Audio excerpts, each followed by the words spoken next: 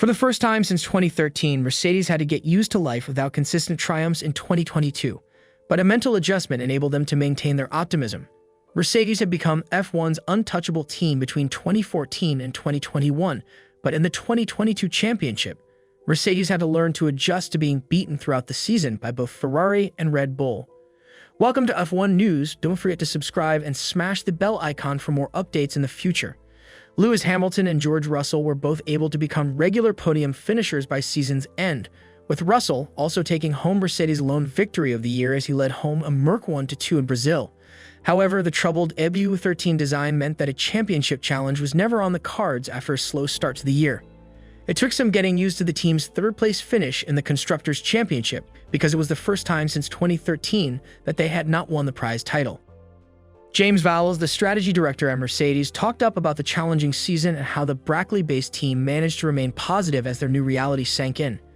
In Mercedes' official debrief following Abu Dhabi, he admitted that there were definitely some difficult times in the year. "I suppose the Italian Grand Prix was a genuine low point for us. It was a sprint race and we really struggled," the speaker said. "We labored there, and at times we were really pushing backwards toward the back of the grid. If you break it down into two distinct halves, this is the most important thing.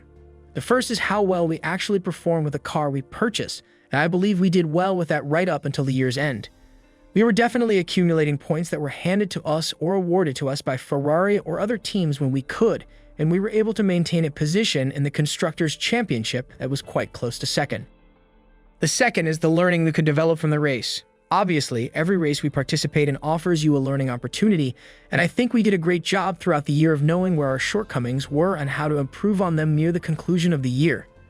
At the end of the year, cars that were competing for P10, P8, or perhaps even out in Q2, Q1, were able to compete for race victories, which is a true testament to the culture we have here. We have a number of values here, as do most companies, but really the most important things, other than innovation and excellence, are how we stick together as a team, how we fight together, and how we come back stronger as a team. Failure is not just always an option, but is actually something that is almost rewarded. It makes us stronger as a result of it as long as you can deal with it in the right way," said James Vowles. Team principal Toto Wolff discussed his team's first season outside of the top spot on the Beyond the Grid podcast. Wolff took over management of Mercedes for the 2013 season. "All of these years, I've been always scared of the feeling when losing," Wolff said. "When you returned to Europe after winning, the emotion had vanished and you were already planning your next race. However, after I lost, I took it so personally that it lingered for a few days. Funny how your brain defends you because you control your expectations. You're 2.5 tenths behind in the next race and your brain tells you that's actually solid, but it's not. You must constantly evaluate yourself against the baseline, which was set last year or the year before. We anticipate this of ourselves. Therefore, every time I start to feel too at ease or when I stop getting the butterflies before a race, I start to question whether I am still totally in this, though I am." When asked if Wolff had grown accustomed to placing third, fourth, or lower, the team managers stressed the significance of attempting to focus on the good. "The brain saves us in that way," he said. "By dealing with such a circumstance, we safeguard ourselves collectively, all over the world, from our own mediocrity. You can already start to perceive the advantages in that regard. You can notice the good race pace.